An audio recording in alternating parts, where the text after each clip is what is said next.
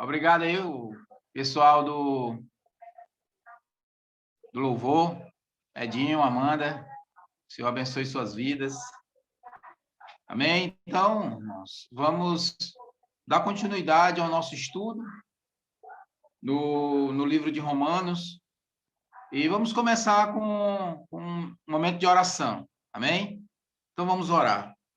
Pai, em nome de Jesus, queremos agradecer a Ti, ó Deus, por esse momento, por estarmos juntos aqui, mesmo que não pessoalmente, ó Deus, presencialmente, mas estamos através desse meio, ó Pai, que proporciona isso. Nós pedimos, ó Deus, que o Senhor esteja em breve resolvendo toda essa situação para que o teu povo possa estar unidos mais uma vez, possamos estar aí cultuando ao Senhor em nome de Jesus.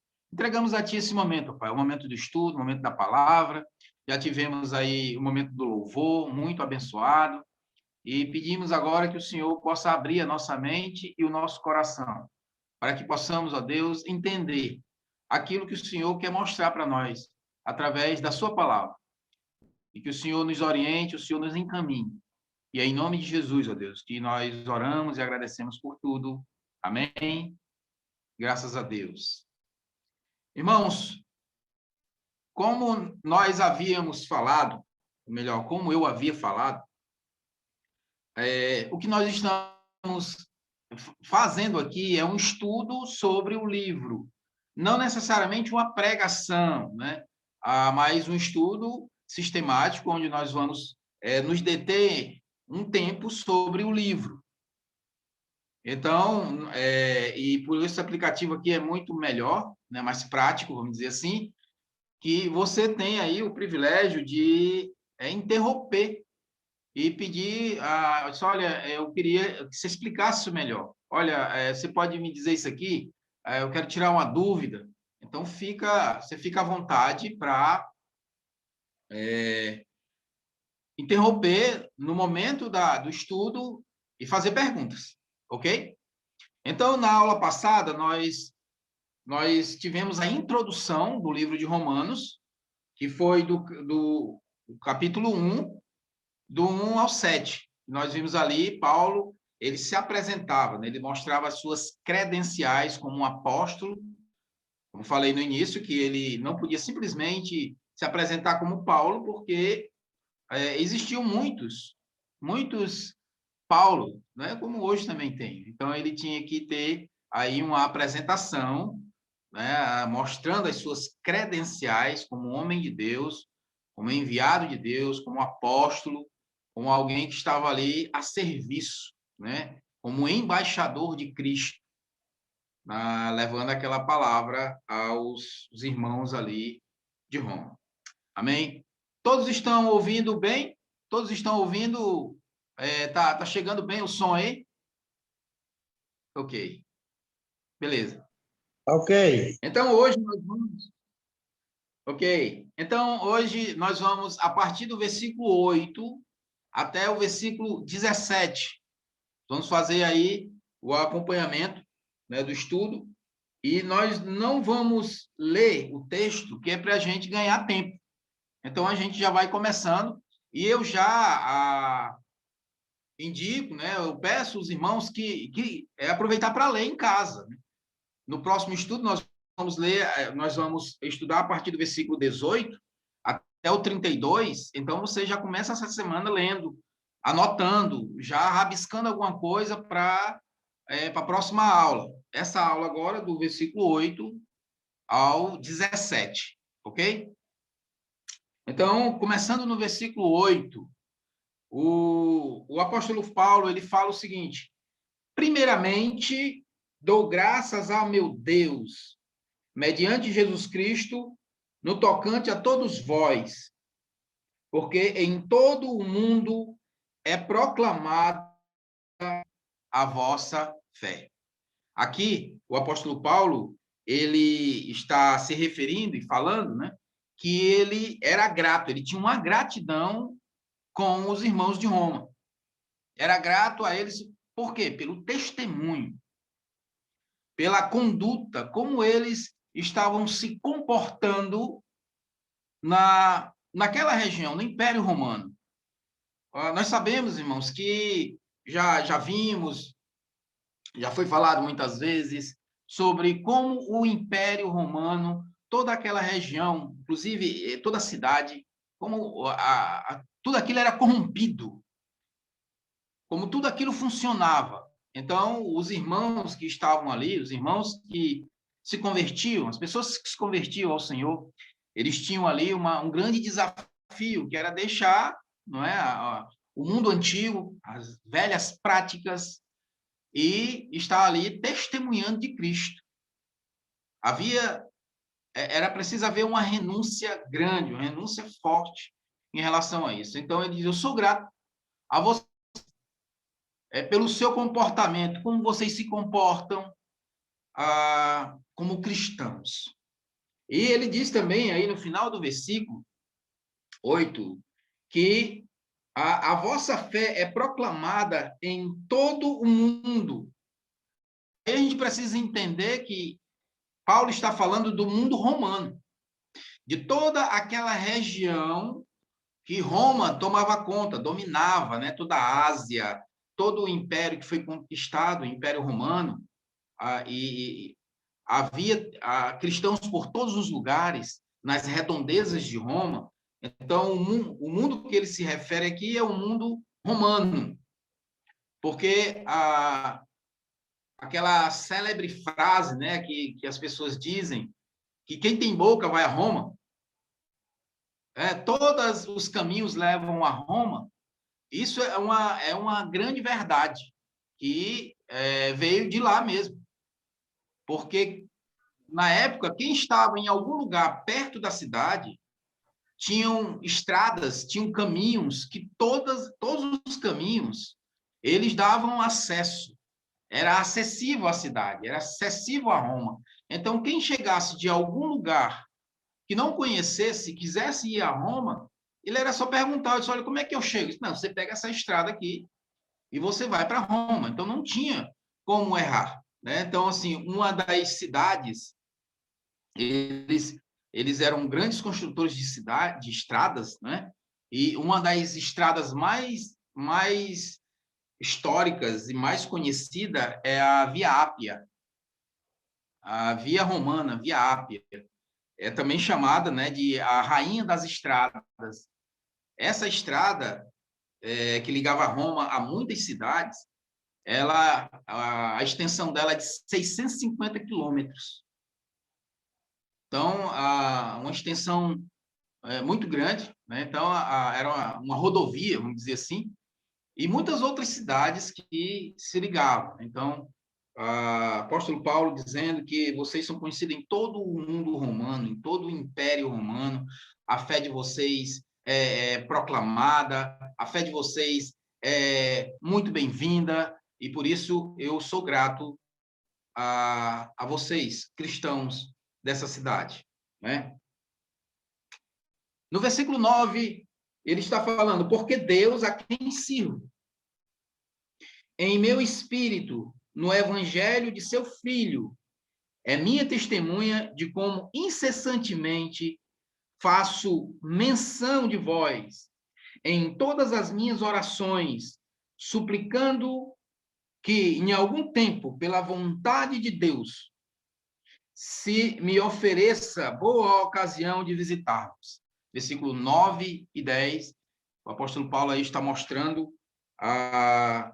o grande apreço, né, o grande amor que ele tinha pelos irmãos de Roma, e ele orava por eles. Como ele orava por esses irmãos? Na aula passada, eu falei para os irmãos que ele ainda não havia visitado Roma, né? E ele fala aí que deu uma oportunidade para ir visitar. E como cresceu o amor do apóstolo Paulo por esses irmãos que ele nem conhecia. Ou melhor, ele conhecia alguns, mas eram muito poucos. Alguns que até trabalharam com ele na evangelização, depois a gente vai ver isso aí. Mas, na verdade, os muitos irmãos que tinham lá, ele não conhecia, mas ele orava por esses irmãos. Porque, irmãos, era uma igreja que precisava e carecia muito das orações, da intercessão. Então, veja a ênfase da oração do apóstolo Paulo no versículo 9, no versículo 10, quando ele diz que Deus é minha testemunha de como incessantemente faço menção de vós nas minhas orações. Então, isso é algo que chama a nossa atenção hoje, chama a atenção da igreja, de como a igreja precisa orar, irmão, de como nós devemos interceder pelos outros, nós devemos interceder pelos irmãos. Como eu falei também, não existia uma igreja, existia a igreja que se realizava nas casas, né? Porque não tinha um templo onde eles estavam. Então, eles se reuniam em grupos, em pequenos grupos, se reuniam ali, até por conta também da perseguição que havia do imperador. E esse grupo crescia muito, se estendia muito. Interessante como essa igreja se multiplicava. E isso nos remete, irmãos, a orar por aqueles que estão precisando, não só pela nossa igreja, mas também por muitos, né? Pelas outras igrejas que nós conhecemos e por todos os irmãos que estão ao nosso redor. No final do versículo 10, ele diz, pela vontade de Deus, suplicando que, em algum tempo, pela vontade de Deus, se me ofereça boa ocasião para visitar-vos. E falei na aula passada também, a grande dificuldade que o apóstolo Paulo tinha por conta dos trabalhos, por conta das viagens, tinha que visitar as igrejas, que tinha que fazer muitas coisas. Então, a dificuldade dele ir para Roma. E a Roma não era uma simples viagem, envolvia muitas coisas, e tinha que resolver outras situações. Então, ele diz, eu estou procurando uma ocasião necessária, eu estou procurando um momento certo para que eu possa ir visitar, para que eu possa estar com vocês. Então, ele orava por essa igreja, era a preocupação que ele tinha de orar por esses irmãos. Amém, meus irmãos? Até aí tudo tranquilo? Até aí tudo bem? Ok? Então, vamos em frente. Versículo 11 e 12, ele diz, porque muito desejo ver-vos, a fim de repartir convosco algum dom espiritual, para que sejais confirmados. Isto é, para que em vossa companhia, reciprocamente, nos confortemos por intermédio da fé mútua, vossa e minha. Olha só. Aí ele queria visitar, ele queria estar com os irmãos. Para quê, irmãos? Veja, o tempo que ele queria estar junto com essa igreja.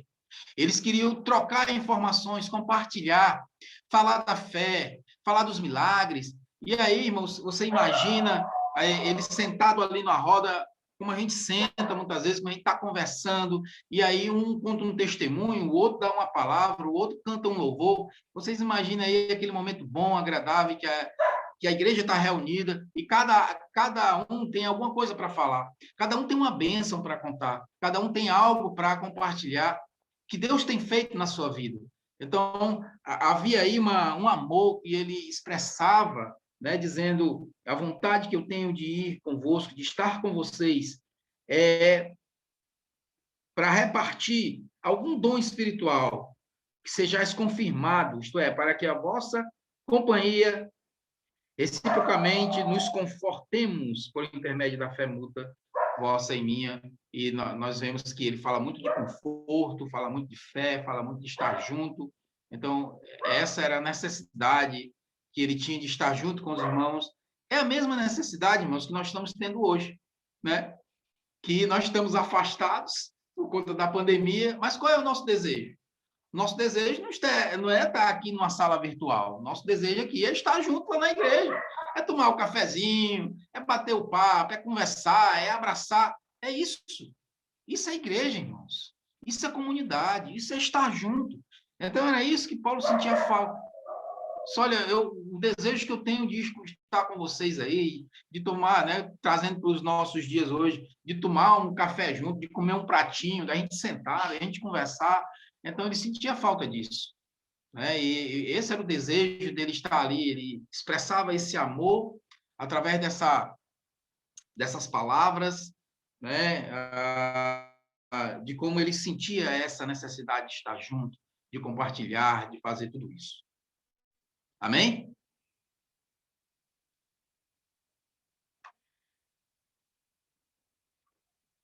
Versículo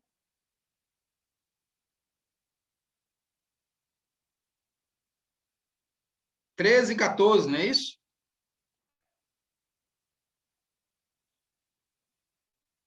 A palavra diz assim: porque não quero, irmãos, que ignoreis que muitas vezes me propus a ir ter convosco, no que tenho sido até agora impedido, para conseguir igualmente entre vós algum fruto, como também entre outros gentios, pois sou devedor tanto a gregos como a bárbaros, tanto a sábios como a ignorantes.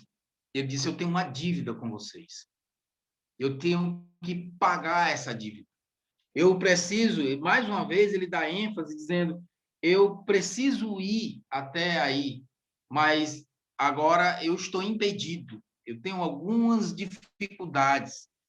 Eu não tenho como ir. E é interessante como ele expressa, cada vez mais ele vai expressando esse desejo de estar lá, né, da presença, e mostrando sempre o quanto, como esse homem trabalhava e como ele era ocupado e como ele estava preocupado com as igrejas, escrevendo cartas, visitando, fazendo tudo isso, mas ele não esquecia e estava sempre ali. E ele diz: eu tenho uma dívida com vocês. Não só com o povo de Roma, mas também com os gentios. E ele trata aqui, ele diz: sou devedor tanto a gregos como a bárbaros, tanto a sábios como a ignorantes. E o Império Romano, irmãos, ele se juntou com os gregos, né? Tanto que nós conhecemos a história, né? A cultura grego-romana. A cultura grego-romana, porque Roma tinha o poderio. Roma era o centro do poder. Roma era o grande império. A Grécia era o berço da filosofia, do conhecimento, onde tinha todos os sábios.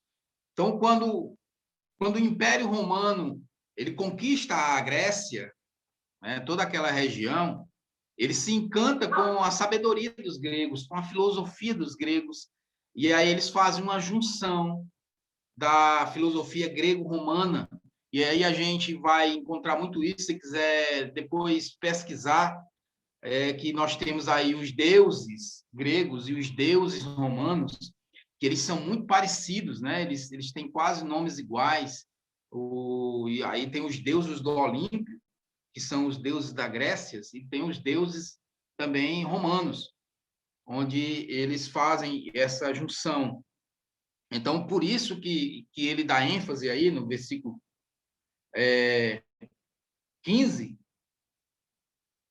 ou melhor, no versículo 14, dizendo que eu sou devedor tanto a gregos como a bárbaros.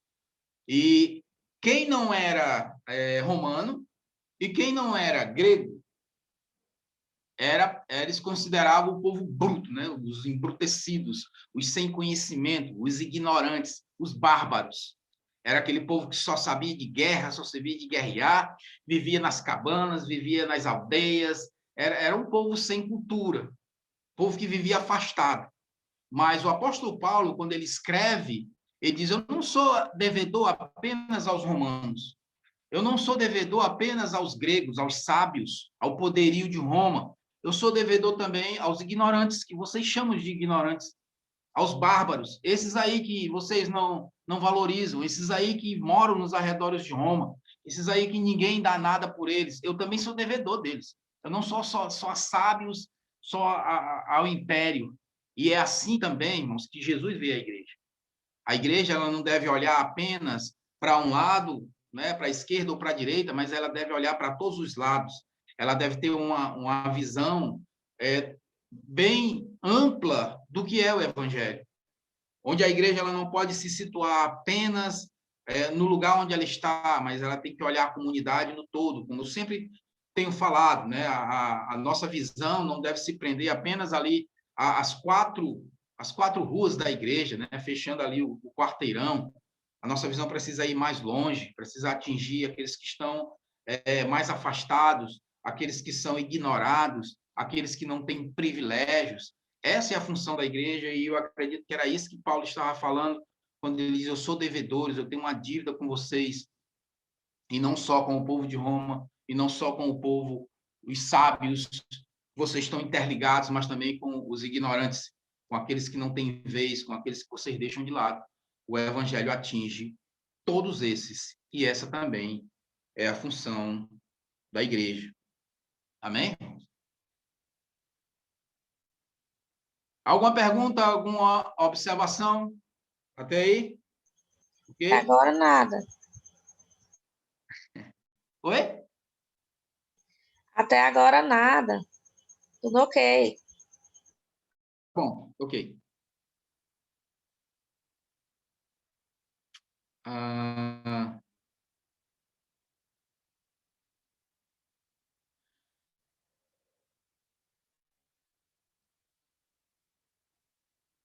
Então vamos para o versículo 16, irmãos. Pois não me envergonho do evangelho,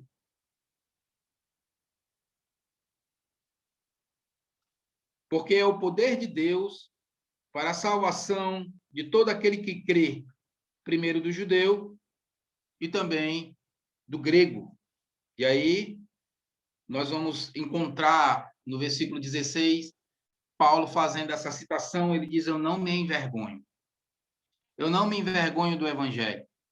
E no começo da carta nós vamos ver aí nas saudações de Paulo, quando ele está apresentando as suas credenciais, ele se refere que o evangelho que ele prega não é um evangelho que ele criou. Ele diz: esse evangelho ele tem um dono. Esse evangelho ele tem um princípio. Esse evangelho é o evangelho de Cristo, que veio de Deus. E agora, no versículo 16, ele dá uma ênfase dizendo: por isso que eu não me envergonho do evangelho, porque ele não vem do homem. Esse evangelho, ele chega até nós com um objetivo. Ele chega com um princípio. E o evangelho pregado por Paulo, ali que ele escreve essa carta, é o mesmo que chegou até nós, e é o mesmo que nós pregamos, e é o mesmo que nós anunciamos. E ele diz que esse evangelho é o poder de Deus. Trazendo para os nossos dias, é a grande dinamite de Deus, é o grande poder que o Senhor tem e que ele entregou nas nossas mãos, entregou na minha mão, entregou na sua mão. Veja que responsabilidade, que coisa poderosa que nós temos na mão, que é o Evangelho. Paulo está dizendo que tanto ele como os irmãos que ali estão, eles têm esse grande poderio, esse grande poder nas mãos, que é o Evangelho, que é o poder de Deus. Não me envergonho do Evangelho, porque é o poder de Deus para a salvação. Nós vamos ver que o que Paulo está falando é o que Jesus fala lá em Marcos capítulo 16, versículo 15, quando ele diz: ide e pregai o evangelho a toda criatura. Ide e pregai o evangelho a toda criatura. Lá em Mateus capítulo 28, Jesus também reforça isso, dizendo, ele diz: ide e pregai o evangelho a todas as nações, batizando-os em nome do Pai, do Filho e do Espírito Santo, ensinando-os a guardar todas as coisas que eu vos tenho dito, que eu vos tenho ensinado, né? E ele dá essa ênfase aos irmãos, dizendo que a salvação é para todo aquele que crê. E voltando lá para João 3,16, ele diz que porque Deus amou o mundo de tal maneira que deu o seu Filho unigênito para que todo aquele que nele crê não pereça, mas tenha a vida eterna. Então, ele diz, o evangelho é para todos. O evangelho, ele abre aí uma grande porta onde passa todo mundo.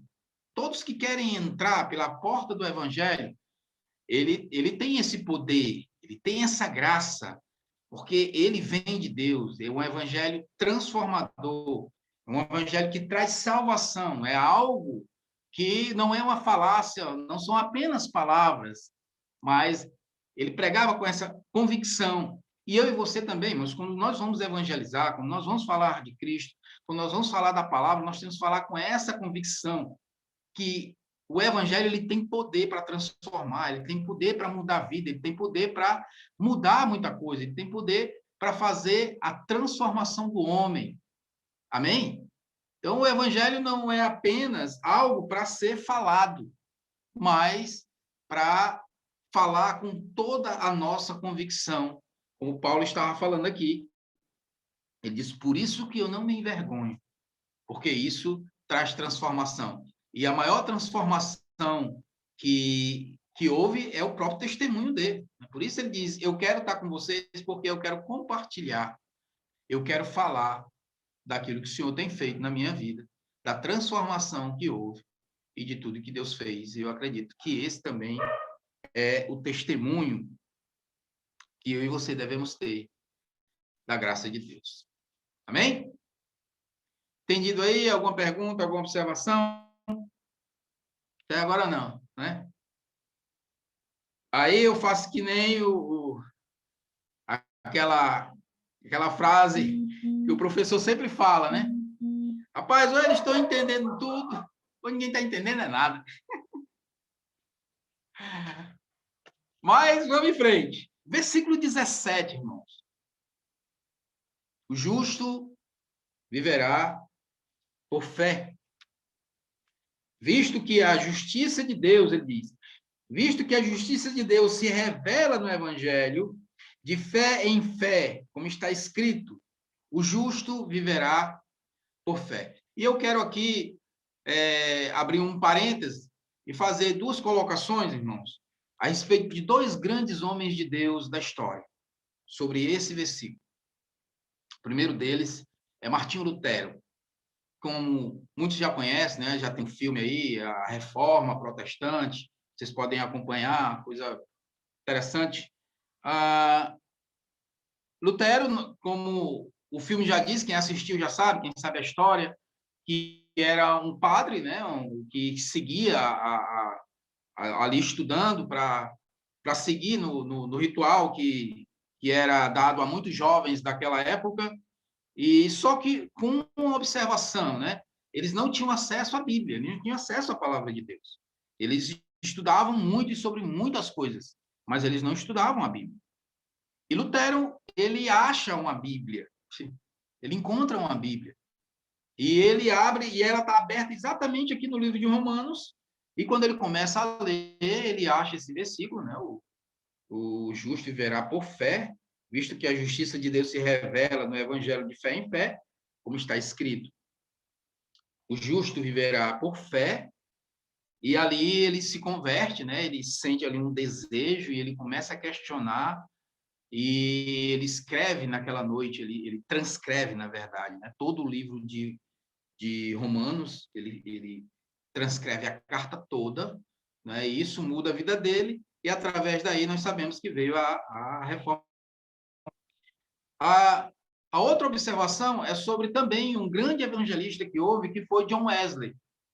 E John Wesley, ele se converte exatamente a uma mudança na vida dele, ele ouvindo os escritos de Lutero sobre Romanos. E quando ele ouve tudo isso, ele diz que há uma transformação na sua vida. E a partir daí ele começa a estudar o livro de Romanos, ele começa a olhar nessas páginas, e ele começa a orar e pedir que Deus avive o coração dele.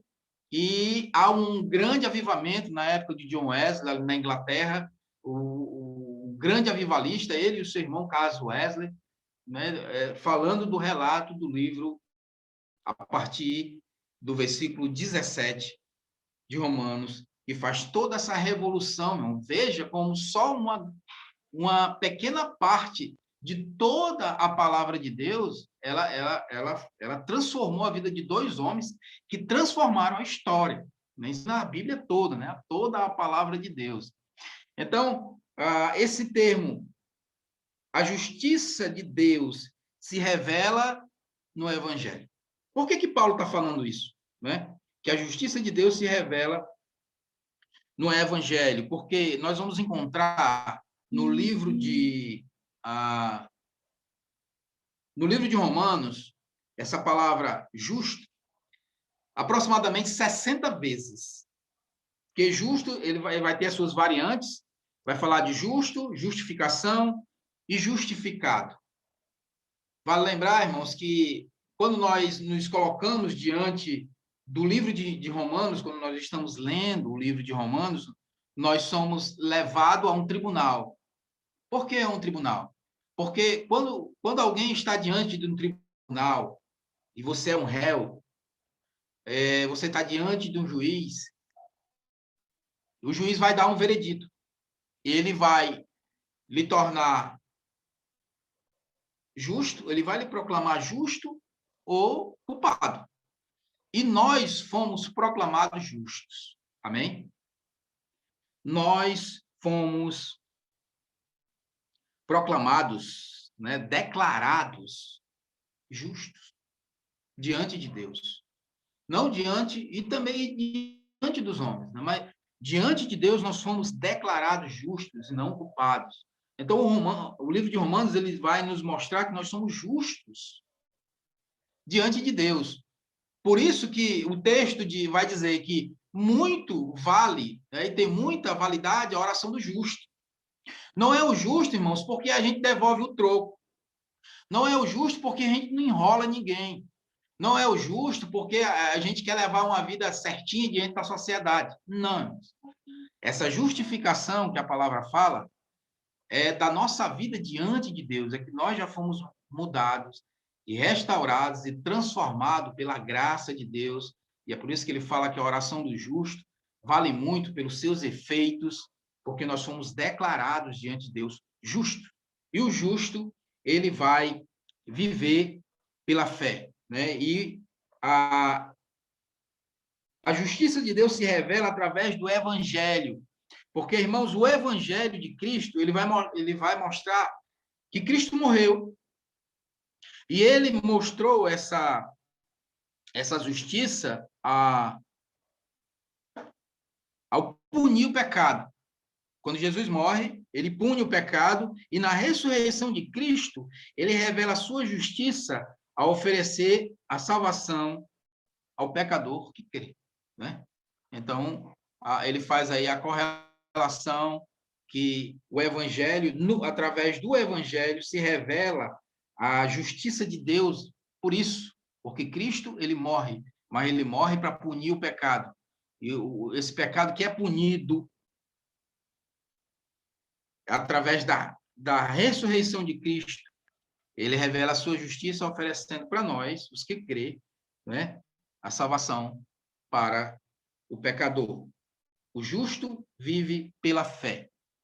E aí Paulo faz uma referência ao profeta Abacuque, lá, Abacuque capítulo 2, versículo 4, né, ele fala que o profeta cita, com essa citação, o justo viverá pela fé, e nós vamos encontrar mais duas citações no Novo Testamento, além de Romanos 1,17.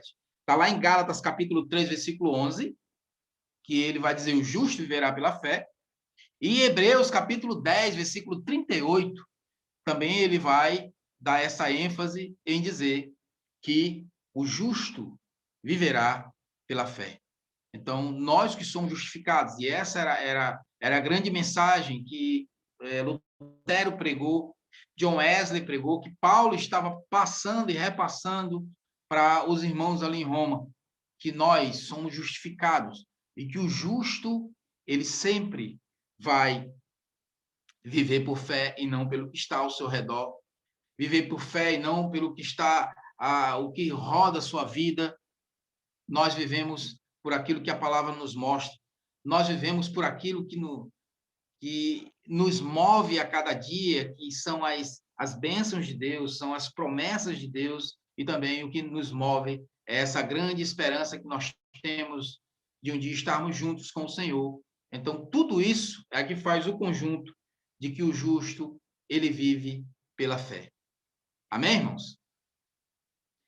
E eu quero dizer que nós devemos colocar tudo em ordem, né? Tudo que Deus nos deu, nós devemos colocar em ordem. A justiça de Deus recebida pela fé permite que vivamos corretamente. A justiça de Deus permite que vivamos corretamente.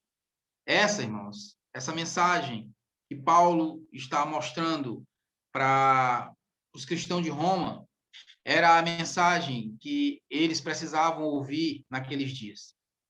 E eu digo também, essa é a mensagem que a igreja precisa ouvir hoje, que nós precisamos nos colocar diante de Deus. Nós precisamos colocar nossa vida em ordem. Nós precisamos colocar nossa vida em ordem diante de Deus e diante de nós mesmos. Amém? Glória a Deus. Bom, irmãos, aqui nós encerramos mais uma parte do estudo, né, de Romanos, do capítulo 1, do 8 ao 17. Se os irmãos tiverem alguma pergunta, algum questionamento, pode ficar à vontade. Se não tiver, também fica à vontade. No próximo encontro, nós iremos estudar do capítulo 18 ao 32, vai falar da idolatria e da depravação do homem. Amém? Amém. O formato ficou bom, na minha opinião, né? A gente vai aprendendo, vai conseguindo acompanhar com mais facilidade ao vivo, né? Para mim é melhor. Amém. Para mim também. Bom, se os irmãos Pastor, têm... Sim, meu irmão. ei, pastor. Pode dizer, meu irmão. Ela fala aqui que ele fala aqui que essa carta, né, é uma carta, esse versículo 17 é o versículo chave, né, da carta, da epístola de Paulo, né, que ele escreve, diz que tem o temor de Deus, a justiça de Deus, né? Tudo isso ele vem mencionando nessa primeira carta, né? E isso aí foi escrito há muito tempo e tem que trazer para nós, né? Tem que ter o temor de Deus, ter a justiça de Deus, né? Ele fala que ele pune o pecado, né? Tudo isso aí é uma aprendizagem para a gente, né? O pessoal diz, não, mas isso aí não aconteceu naquele tempo, né? Vai punir nós. Mas é para a gente ficar bem atento que isso aí, ele está nos alertando todo o tempo, como o senhor falou aí, né? Ele fala e repete muitas vezes, mais de 60 vezes na carta, né? Eu achei muito interessante isso aqui, que ele ficou assim, ele pune tudo, ele pune o pecado, tem que ter o temor da justiça de Deus, né? É um versículo que chama muita atenção dessa carta de Romanos 1, né? Da epístola de Romanos, no começo.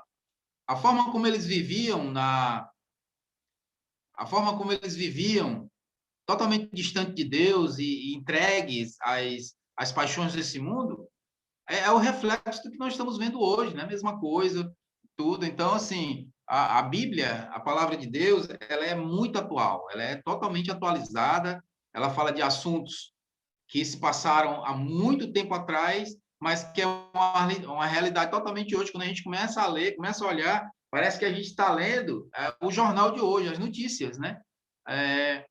Pela sua atualidade. Ela é um livro que se atualiza a cada dia, né? Então, o que Paulo escreveu há anos atrás para aqueles irmãos são lições para nossas vidas hoje, porque o mundo em que nós vivemos ele não é muito diferente de como vivia os cristãos de Roma, vivia nos tempos de Noé, e por aí vai, né? No tempo de Ló, que Sodoma e Gomorra foi destruída. Então, assim, não há diferenças. Então, passam-se as épocas, passam-se as gerações, mas o pecado está aí, né? E ele está se prolongando e se multiplicando a cada dia. E as advertências da palavra é para nós hoje. Ela não muda.